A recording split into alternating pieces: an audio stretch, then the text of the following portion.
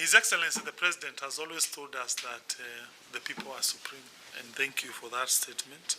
And therefore, my responsibility is to adhere to what people have told me. And in light of that, and because I've tried my best to have these issues resolved internally, I have had a candid discussion with His Excellency the President, one-on-one, where we shared these ideas, but we did not reach what we call full convergence. I have no doubt to say that after careful reflection, I wish to state that come 2027, I will not defend my seat on the current party ticket. I will later, at a certain stage, communicate the platform which I will present myself to the electorate. However, the exodus has begun. On Sunday, May 3rd, 2026, Governor Irungu Kang'ata of Murang'a County officially announced that he is not going to vie for re-election using the United Democratic Alliance party ticket, which he used to secure the governorship in 2022, as you have watched in that clip I have just shared. Immediately after his announcement, the attack dogs went to work. Watch this. Irungu Kang'ata is in the House. He announced today he will not be seeking re-election on a UDA ticket. Immediately after that, there's been some backlash from Majority Leader Kiambu MP Irungu. This is what he had to say. He says, Kikuyu MP, my bad. Remember our Lavington meeting in the time of impeachment?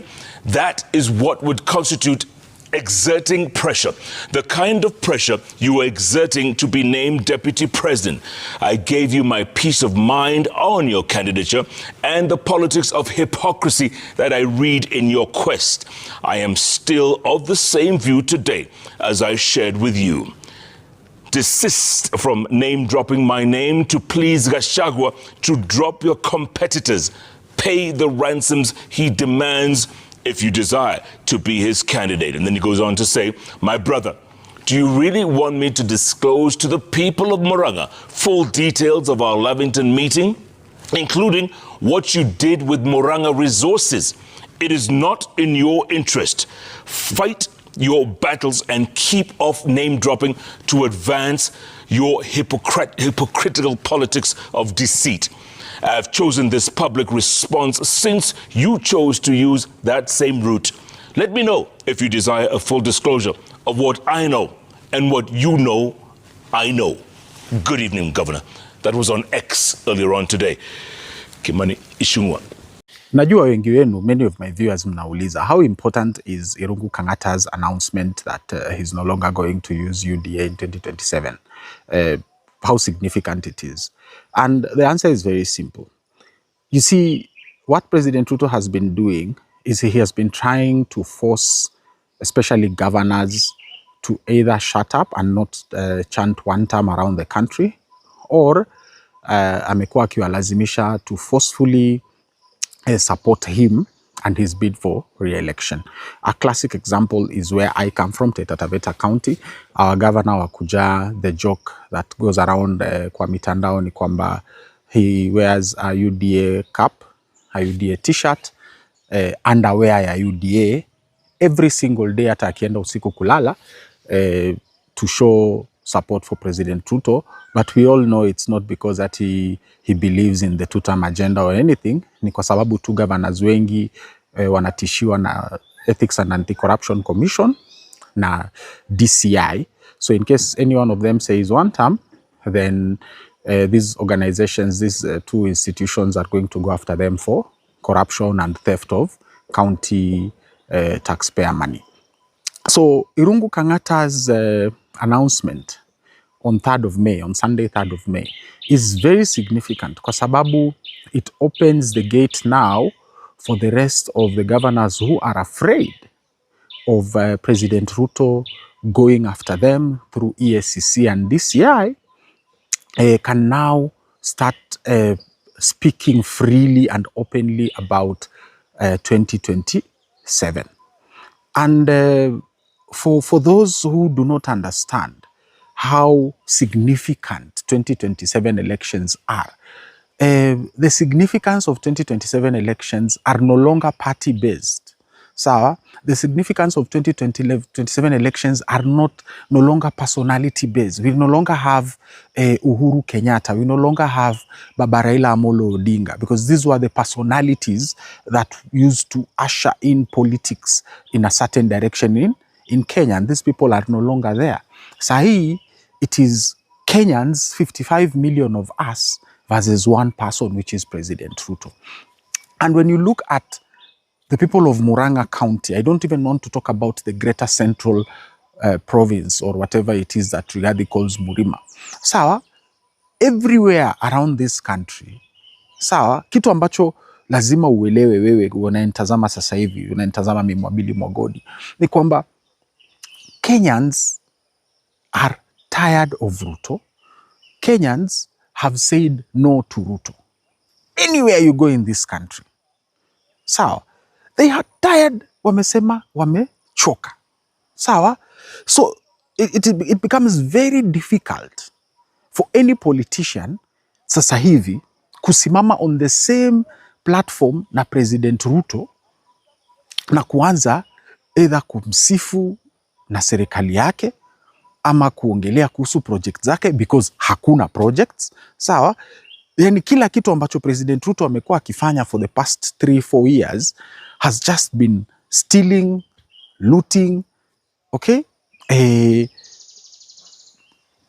Outrightly going after Kenyans, like extreme violence. We have never seen this before, whereby he goes after citizens. Wananchi, young people, wa miaka 18, 19, wamekuwa abducted, wameuawa, just because wamesema nini? Wamesema one term ama wamesema Ruto must go. So you put all these things in perspective. Irungu Kang'ata has decided that enough is enough, and has decided that time imefika yake yeye kutangaza msimamo. And he's very careful with his words. If you watched him on the full press statement and the full Jeff Koinange interview, because I cannot share all the full clips on this channel today, but he's very careful with his words because he does not even want to antagonize the people in power, President Ruto na kliki yake ya wale watu ambao wanajiona kama ambayo wao wamefika. Apologies for the background noise. Watu wanaendelea na makazi zao na sisi tunaendelea na kazi yetu, but I'm sure you can hear me.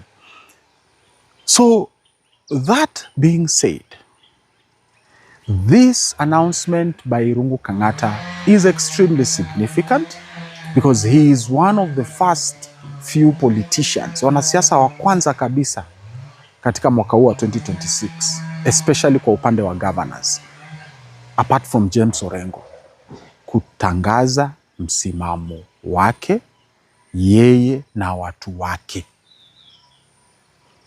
This is the first governor who has outrightly come out to declare a stand on what he believes his people want him to do. It is very refreshing, and that is why it is not even shocking to see people like Kimani Ichung'wah go after him immediately after that announcement. Kimani Ichung'wah ndio huyo mumemuona ametoa bonge la statement hapo, sawa, attacking Governor Irungu Kang'ata. And the only reason why they are attacking him is because they have really fought. Wamepigana sana kumlazimisha aseme 2 term, sawa, na asupport President Ruto. Lakini wewe in your right mind ukiamka leo kama Mkenya, what is it you are going to tell people about Ruto?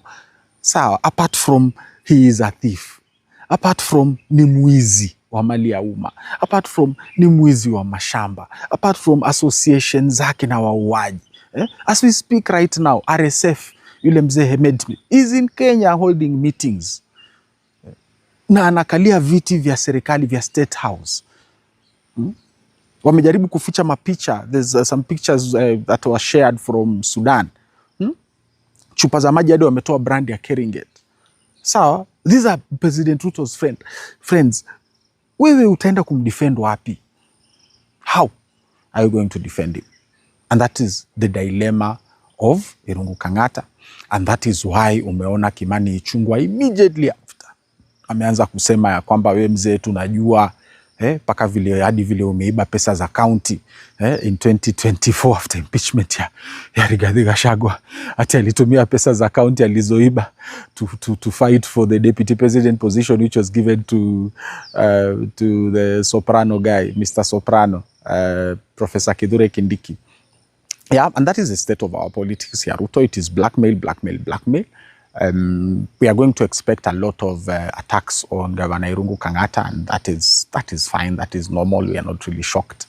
The only thing that I want to tell you as Kenyans, as fellow Kenyans, is that Governor Irungu Kang'ata has made a very important decision, and that decision affects us, so as Kenyans. Like you can see kabisa, even the people who are inside the power circle can see that Wakenya wamemkata Rais Ruto, and associating with him is basically the end of your political career as a politician in the Republic of Kenya. From the Mobuli Mogodi TV channel here on YouTube, we want to wish Governor Irungu Kang'ata all the best as he faces the sharks, the hyenas, and the vultures who are going to go after him, including President Ruto. Hang tight, jikaze kimwanaume, vumilia, because this is the work of the people. And like we say on the Constitution, the people shall